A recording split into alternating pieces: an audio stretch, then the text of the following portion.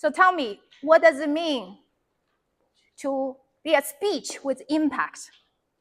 What kind of speech is that? Give me a couple words here and there. Memorable, yes. Engaging. Powerful. What else? Take actions. Take actions, yes. I love that. For me, a speech with an impact, it is a speech inspire, motivate, and inform. Ultimately, motivate to take action. And usually it's a speech that change a mind or touch a heart. And ultimately get you to do something different. So what do you think? Let's say, just give me one key element that makes a speech impactful. Stories, yes. What else? Emotional, yes. John? Yeah, can use 2 words. Audience involvement. The what? Audience involvement. Yeah, audience involvement. What else? Relatable. Humor. Relevance. What else? Inspiration. What about the body, the voice, body language, presentation, tonality, yes. All of that. But I want to simplify it because you're not going to remember all of that, right? You deliver, oh my gosh, a list of 20. I'm going to check off the list if I want to prepare a 5 to 7 minute speech or even a table topics.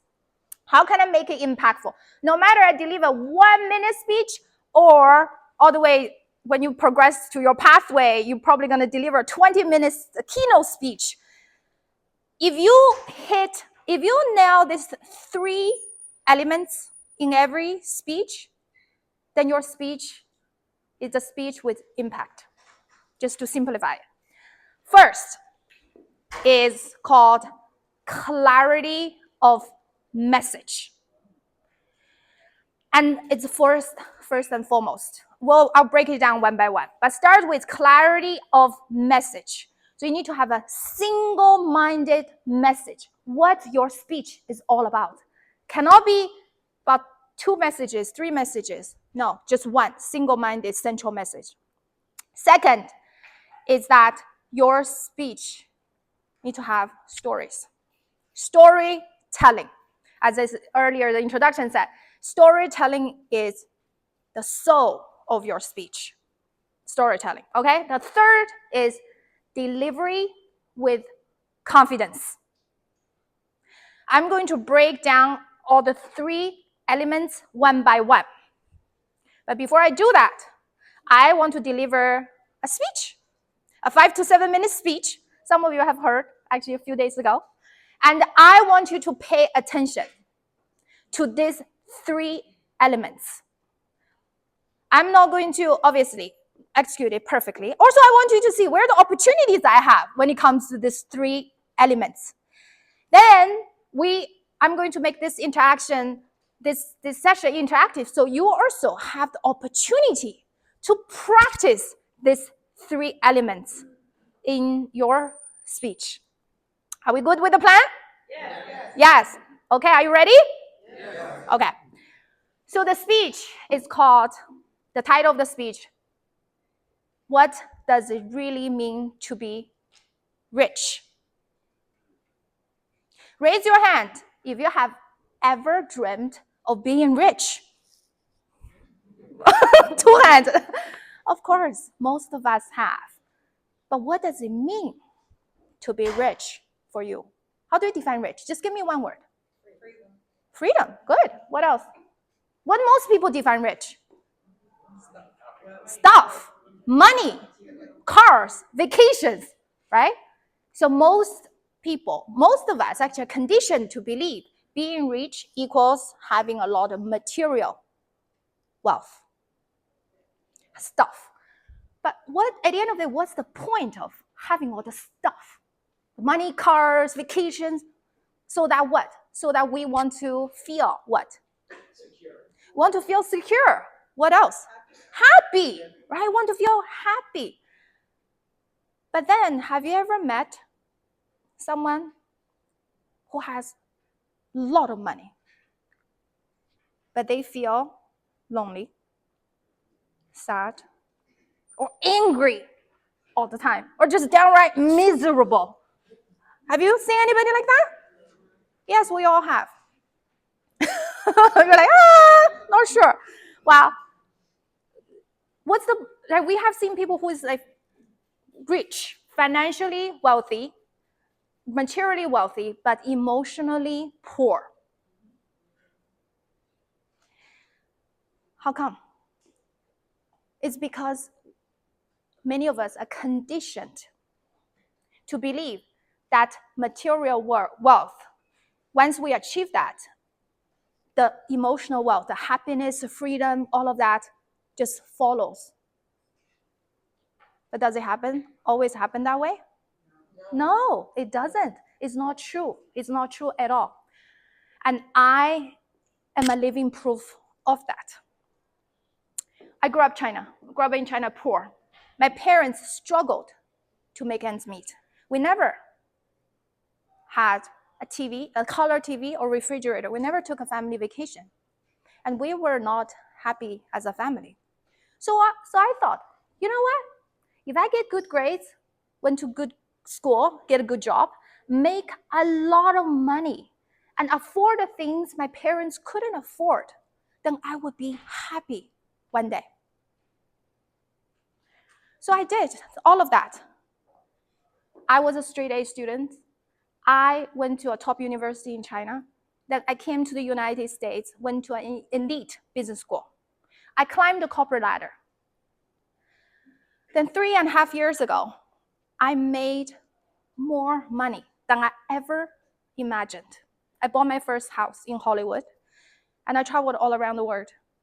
I skied in Japan, I surfed in Bali, and I went on safari in Africa. People were telling me, Coco, you're rich.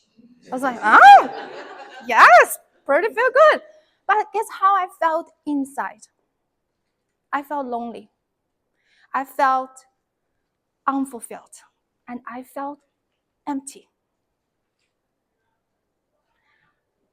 I hated my boss, and I hated long working hours, and I hated never-ending Zoom calls. Anybody? And I felt drained at the end of the day every day. And at home, it's not any better. I was trapped in a terrible marriage. My husband and I, we were together for 12 years, but it was 12 years of bickering, arguing, and fighting. The house that we had was not a house full of love. It was a house full of tension, stress, and chaos. So then I was like, what's the point of being rich when I'm really emotionally bankrupt? And I was living in emotional poverty. That's when I realized I got it all wrong. I was doing it upside down. So I decided to start building my emotional wealth instead. Just like how I intentionally built my material wealth, I realized this process of building emotional wealth takes a lot of work. It requires me to learn new tools, new skills, new techniques.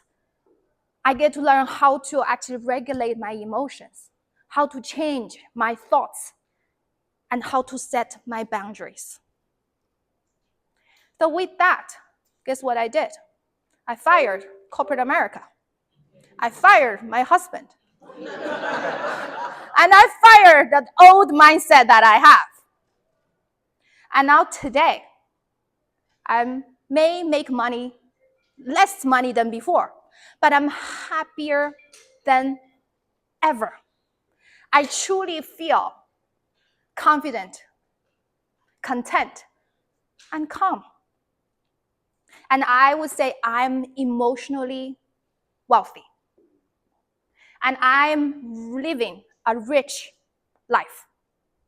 A life that is rich in joy, contentment, and fulfillment. So that is what really means to be rich. What about you? Emotional wealth, material wealth. What are you focusing on? What are you prioritizing? How you are spending your time and energy? Do you want to be living a real rich life? A life rich in joy, contentment, and fulfillment? Yes. Yes, Yes, most definitely. absolutely. Yes. With that, then I need to challenge you to start building your emotional wealth. That is really what it means to be rich. Okay, that's end of the speech.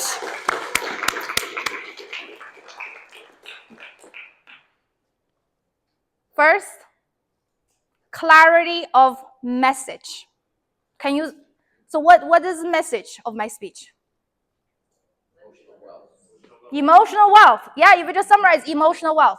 Emotional wealth equals rich. That's what really means to be rich, is emotional wealth. It's not how much money you have in bank account. So you can summarize it in a sentence. Just one single-minded message. You can summarize in one sentence. Every time when you develop a speech, you need to think about can I summarize in one sentence? And it's clear, and it's memorable, and it's relevant. Because have you ever seen, what's the worst speech? Really, what's the worst speech you have ever heard? Remember that. So the worst speech I've heard is not necessarily the bad delivery. I can kind of pass that. The worst speech I've ever heard is the type of speech is just like all over the place. You don't even know what the speaker was talking about. Do you agree? Yeah, so that's why it's the first point. Clarity of message is the most important thing. Then you can enhance. The rest is about enhancing it, right? But if you don't have a clarity of message, you can have amazing delivery. You can come across, you can use all this body language and vocal variety. But people are like, what the heck you're talking about? So remember that. Clarity of message. And need to be simple, okay? So we are going to do an exercise. Are you ready?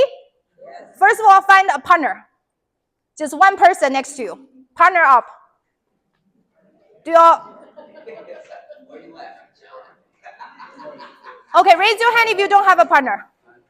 I'll pair you up with someone else. Find someone that you can practice this. All this knowledge is great. Another thing I want to impart you with, this is something, it's an information action gap. If you have most successful people have a razor thin information action gap, meaning that they learn something, they implement immediately. That's how you become successful.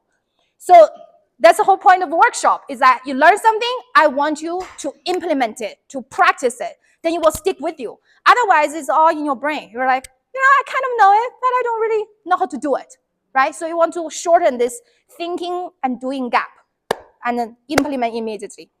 So I'm going to give you a table topic, but it's, woo, I'm scared of table topic.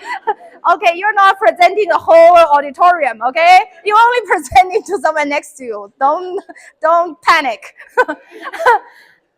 The question is, what is one lesson you learned from failure?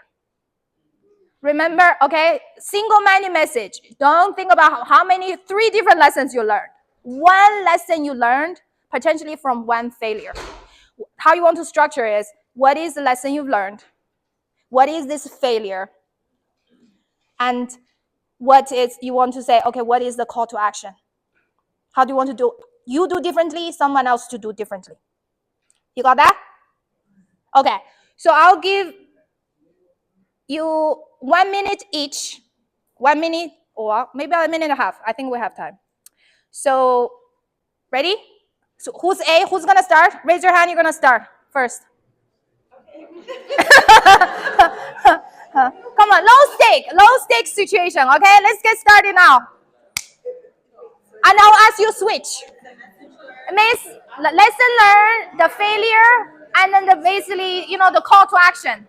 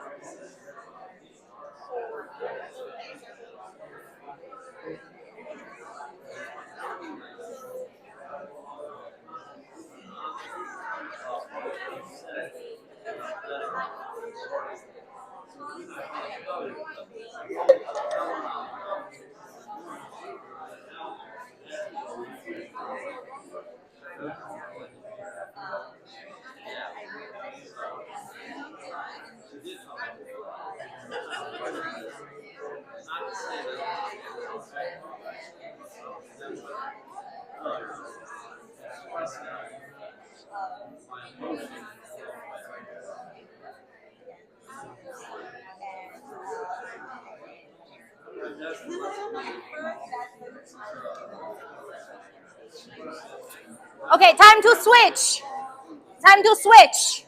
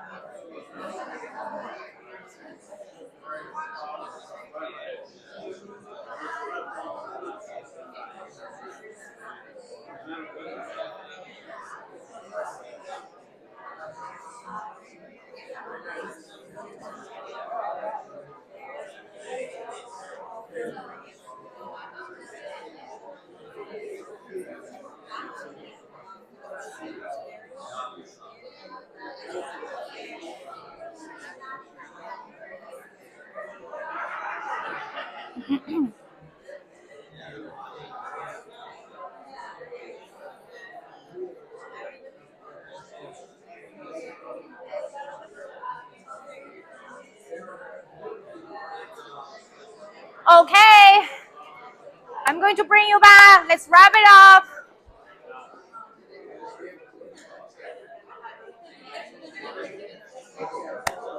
If you can hear me, clap once. If you can hear me, clap twice. Wonderful.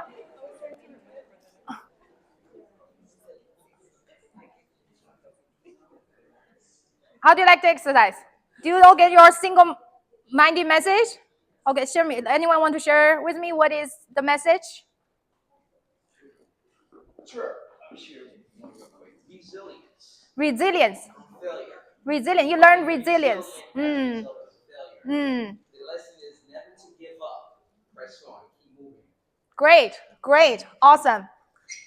We have the same message back here. Oh, wow. The message is you fall down, Uh-huh. you get up, you dust yourself off, Yes. you fight even harder. That's powerful. Powerful. Yes. And it is, you just need to keep them. Okay, when it comes to this single-minded message, clarity of message, how do you give you tips? How do you do that? First of all, in general, there are a couple ways of you open your speech. When it is you open with this message, right? Like what I did. What does it mean to be rich, right? I set it up. And then I have supporting evidence. Then I told the story. Then I concluded, re-emphasize the message with a call to action. That's one way to open it. There's another way to open it. It's just jump into the story. You can just jump into the story. That can be very captivating. Then you tell them, the audience, what the message is, and then call to action. That can work as well. But the key is you need to get into that message. And then when it comes to supporting evidence, for instance, just use this workshop as example. How many points did I give you? How many points? I would say make up 3. Always remember, no more than 3. No more than 3, because our brain cannot process more than 3 at a time. No one can remember more than 3. Every time, no matter how long the speech, I have a keynote speech of an hour. Only give 3 points. Only 3 points. So, but mostly really 5 to 7 minute speech, you probably only have time for one story, one supporting evidence. That's good enough. Okay, and then at the end, always have a call to action. Always have a call to action. Always bring it back to the audience, because the audience always ask, what is in for me? What is in for me? So what was the call to action when I did it? For you to resonate with that message, for make the message relevant for you. That's what the call to action is. So how did I do it? Yes, I asked questions. I said, what about you? Yeah, what about you? How you're spending your time? How you're prioritizing? So in your mind, you're like thinking, what I'm doing, right? Yes. So ask a question is a good way to do it, but it's in general sometimes just a couple of sentences. I challenge you. I like that. I challenge you to do something different. And ultimately, that's what the impact is at, right? Motivate people to take action. Great. That's clarity of message. Now, second point is storytelling. What did I do in my speech? Personal story. Yes. How did that story make you feel? Relatable. Because many of us have similar experiences, right? We're just like trying to work so hard, make a lot of money, and at the end of the day, just feel like, what's the point of all of this? Even if you haven't experienced it personally, but you have seen other people, right? So it's become very relatable. And with that, it builds connection. Once it builds connection and engagement, then you're listening. Otherwise, you're like, boring. Imagine the speech without a story. I just keep telling you, so important to build emotional wealth. You're like, okay. It's like, why you're telling me that? Also credibility too, right? Otherwise, like, why you're telling me that? What do you think? Why I should trust you? But once I tell the story, you're like, okay, Coco did it.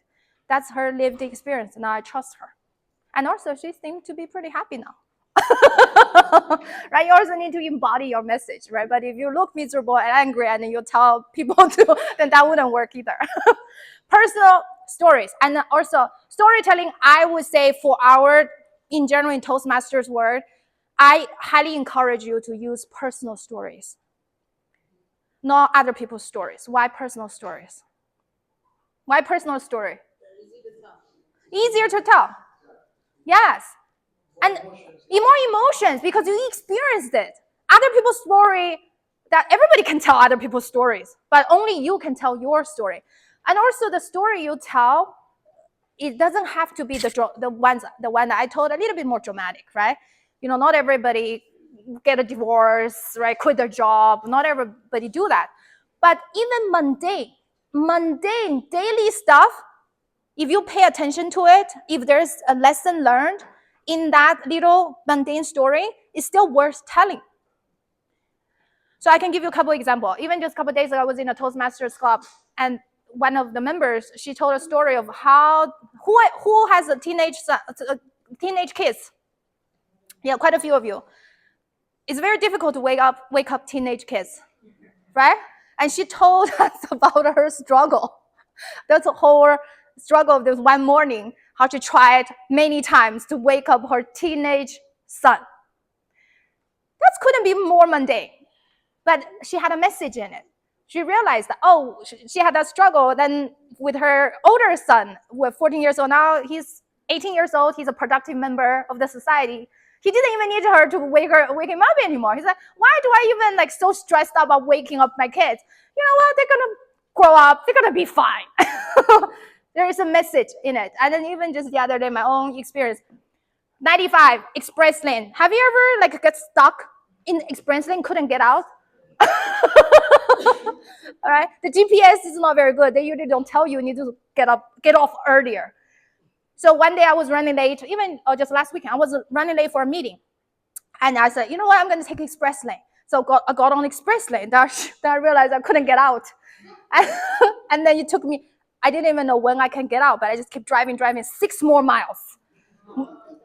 Up and down, 15 minutes later. But in the moment, I realized I missed it. I caught myself thinking, how could I miss it? How stupid I was. How could I not pay attention? You know, this inner critical voice. Do you all have that sometimes when you make a mistake? Something really minor, but you still criticize yourself. In the moment, I caught myself. I'm like, there's no point. Already missed it. Okay, you know what? Let me just keep calm, keep driving, and then listen to my podcast, and I will be fine. You know, I was there a couple minutes late. No big deal. But if the old me, I would just, the whole 15 minutes loop, I would just be like, oh, what the heck? What? I'm like, oh! Do you do that? Right? That mundane moment in life, it's a story. It's a story. I can do a table topic speech. I can even blow up to the whole 5 to 7 minute speech if I want to, right? So think of, just pay more attention to those moments in your life and incorporate, like collect those and write them down and then eventually incorporate in your speech.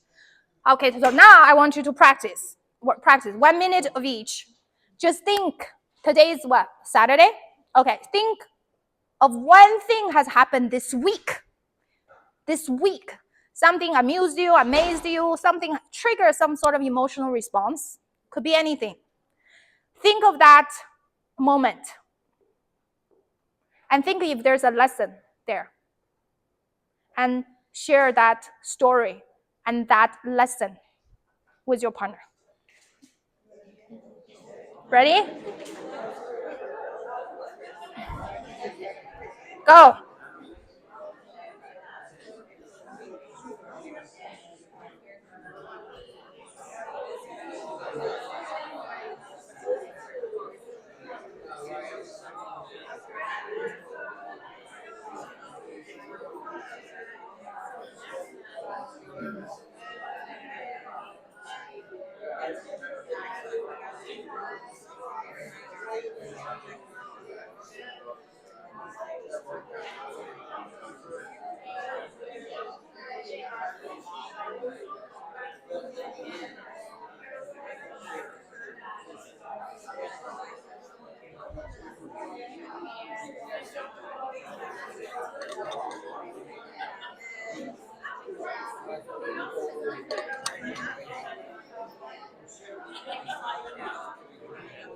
Extra time. Okay. Are you okay? You're gonna give yeah, Well, probably about 10 minutes. Until 10 more minutes? Yeah, about 10 minutes. Okay. This is a little bit slow, so you have time. Yeah, so, I'm so good. when I do red, you don't have to like speed Rush. it up. Okay. Yeah, because I still have the certificate and everything, but we can't get out Yeah. at 11. Okay. So don't rush. Rush. Okay, cool. Great, thank you.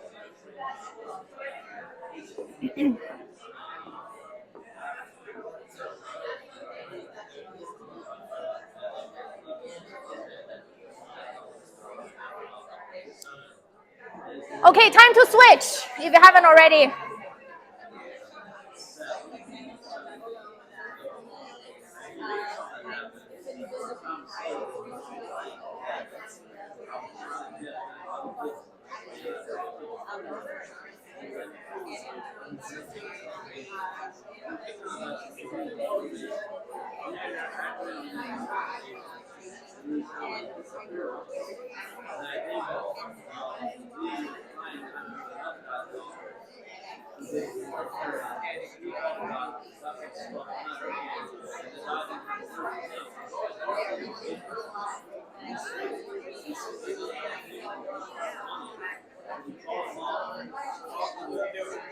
Great, you?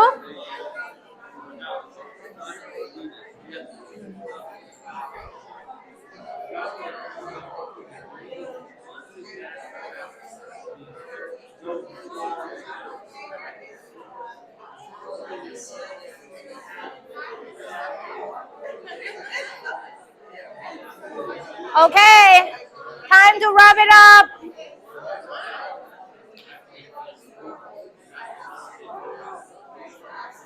Okay, if you can hear me, clap once. Can you hear me, clap twice. Great work. You all cannot stop talking, right? When you start, exactly. Exactly. You have a lot of material to work with, right? That's what we're good at. Exactly. This is what I taught in the other workshop, that storytelling. It is create a story file. Just spend a couple minutes a day, just write down an experience that you have that day. And once you look back, you have so many material to work with. When you need to do a speech, okay. So there's two ways to put a speech together. One is like what you just did. Think of experience that like, this is an interesting experience, learn something. It's like, what is the lesson, right? You already have this experience. You think about what is the lesson of this experience, and then create a speech just based on that. You put in the message and your story and call to action. That's a speech. That's a way to do it. The other way to do it is if you use pathways, then sometimes they already give you like objective to work with, right? There's one, for instance, level 1 is a mentorship, right?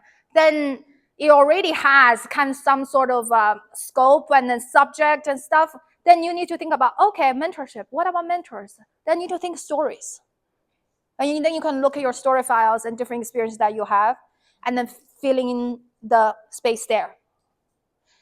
So there are two ways. You either start with a story and then think, what is the lesson? What is the message? It has to have a message. If you don't have a message, that's not a speech. Just a bunch of information. You're like, it's fun, it's entertaining sometimes. Right? We're not stand-up comedians, right? It's not just go out and make people laugh and done. No, we're doing a speech. Speech is about make an impact. There is a message. So it's always important to say, okay, this experience, what is the message? Then put it together, or there is a theme, there is a topic, then what are the stories, relevant stories I can use it to support the theme. Good? Okay. The last point is deliver with confidence. There are so many different ways to deliver a speech with confidence, but I would say today we just focus on two.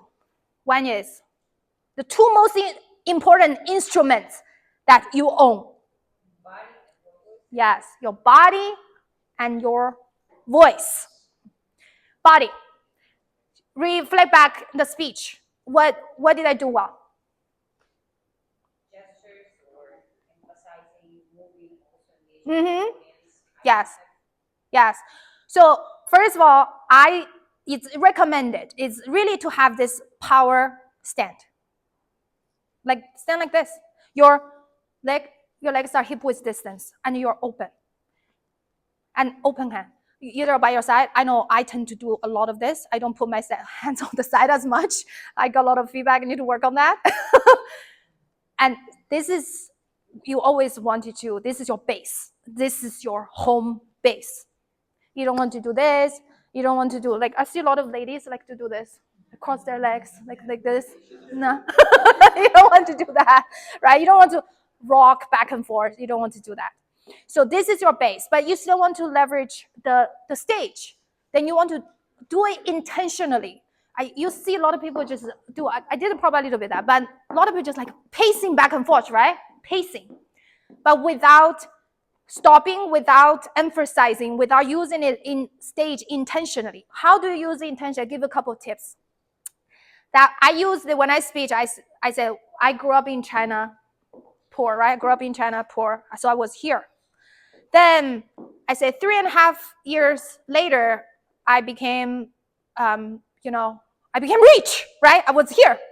Then I fired corporate America, blah, blah, blah. I was here. So how did I use this day? What do I use? Timeline. Yes, exactly. Timelines. Always the past is here, right? Just we read from left to right. So left to right to the audience. So you always, the past, always here.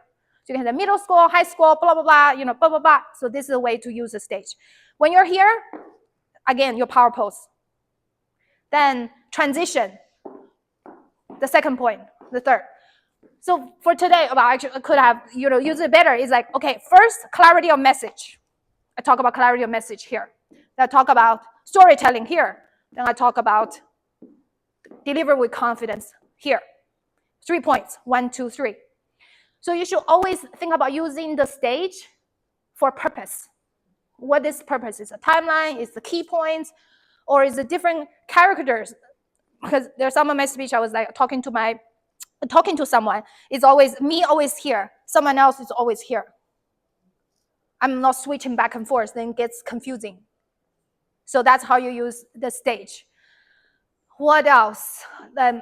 Look at the audience. Look at the audience is that you wanted to, what's the best way to look at the audience? Engage the, yeah, eye contact, but how? One person at a time, yes.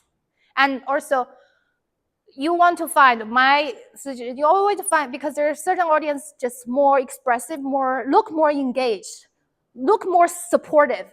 Pick that audience. Because not everybody some people process internally, right? They may feel a lot, but they not show it on their face. So you don't have to say, oh, this person not engaged. No. Look at the ones that looks engaged.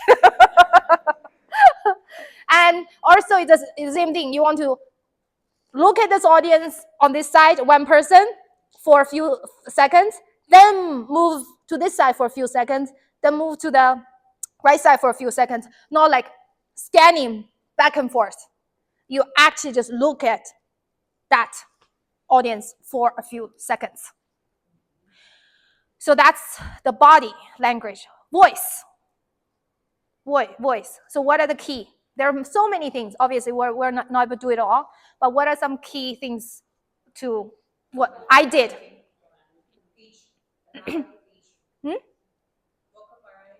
Vocal variety. What does it mean, vocal variety? Vocal variety is very broad. Your ups and downs as you express emotions. Yes. So my volume and tone matches with the emotion. So when I was saying, have you seen someone who has a lot of money but who is lonely, sad, or angry? Right? I use the different tones for different adjectives. And then when I was saying, now today I'm confident, right? I'd really lift up my chest and project a higher voice. And so you wanted to use your voice, the high, low matches with the emotion of the words. And the other thing I got corrected on was really helpful. I didn't realize when I speak, I always have a smile on my face. So there were a few times I was speaking about something really sad. I still had a big smile on my face. I didn't even realize until feedback time. That's why it's so important to have people give you feedback or record yourself. That's another habit I have now. I record every single speech of mine and I watch it afterwards. That's the best teacher. Then you can see this disconnect because you don't realize why you're doing it on stage. And when you watch it, you're like, what the heck? Why am I smiling when I talk about this sad thing? So that's the voice. And what else? Vocal variety. Pause. Pausing. Pausing is very important. And then especially I would say after you ask a question, especially if it's a question you want to get audience engagement, give a few seconds. You don't just ask question, move on, ask question. You basically give the audience time to think. That's what it is. And sometimes you're like, how long should I pause for? Then you're like, how long does it take for someone at least get an answer? That's how long you should pause for when you ask for questions. And then when you ask for a question, if you do expect you want answers, then you should acknowledge the answers. Have you ever seen people ask questions? They're just like, you answered, or like, whatever. You're like, then why do you even ask the question if you don't acknowledge me? If you ask question, the engagement, then acknowledge the answers. Pause. What else? Humor. Yes, humor. The sense of humor. That's part of the delivery with confidence. Yes. Yes. And also, sense of humor sometimes can be planned, right? You can plan that joke or that ahead of time, but sometimes it's just, actually I found it's a lot of time my jokes just comes out naturally. It's hard for me to plan ahead of time. What else? How fast or slow you speak. Yes. How fast and slow. How fast and slow. So when to speak fast, when to speak slow. When? It's not important material or just a bunch of information, you can skip it, make it faster. But if you wanted to make a point Mm-hmm. or make the audience to think harder, that's your focal point, you have to slow down. Mm-hmm. Pay attention to that. Yeah. When you want to emphasize something, slow down. And otherwise, you can just normal speed. And also, when it's something that is exciting, faster. It's I think when I talked about, I skied in Japan, I saw, I was surfed in Bali, but was faster because it's an exciting pace, right? Something exciting, so you can match. So basically, you want to pace also matches with the emotion of the message. When something is sad, you want to be slower. Something exciting, you want to be faster. Yeah, I derive confidence is by knowing my subject, not only knowing it, but really knowing my subject. Yes, knowing is by truly embodying it, right? So when you deliver, for instance, this speech, like all the workshops and different speeches now, I don't have a script. I just have online already know what I'm going to talk about, and all the things is in me now, since I have done it many times. I have spoke about it many times. So now it's all in me. Then once it's in me, then I don't need to worry about what I'm going to say. Then I can truly be present. Be present and be present for you. I want to see, engage with you. I see you nodding head. I see the look on your face, so I can engage with you. That's the whole point. It is by embodying, knowing your material really well. Then you can be free to be present for your audience, and they can feel it. So that's why also important when you do your speeches, talk about things that you are familiar with. So that's why personal stories, you don't need to, I need to talk about things that are really deep and profound. It can be deep and profound, but don't talk about it in a abstract way. Use your personal stories, and because that's something you're so familiar with. You lived it, right? You lived it. You experienced it already. And then that's where you can really, after you practice a few times, then you can really deliver with great confidence because it's in you. It's in you. Okay.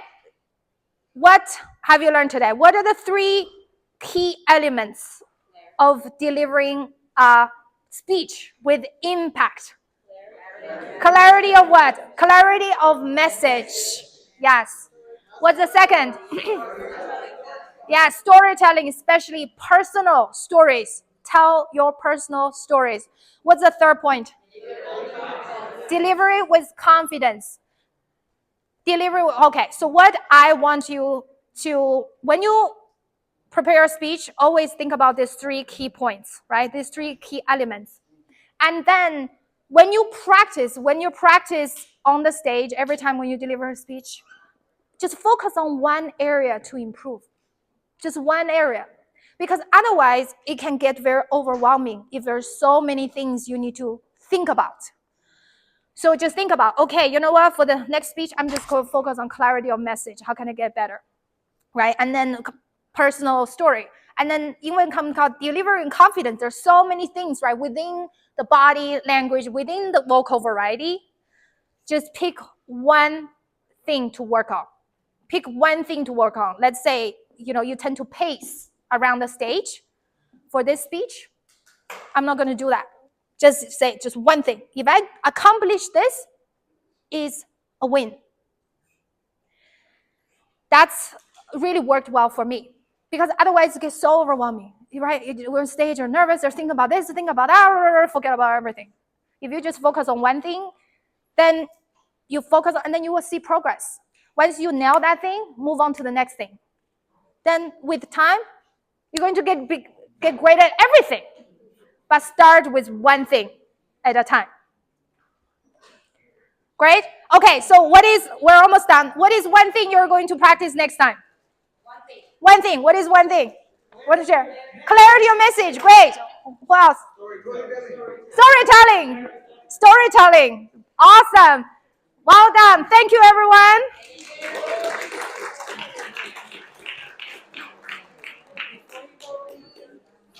And give Coca-Cola.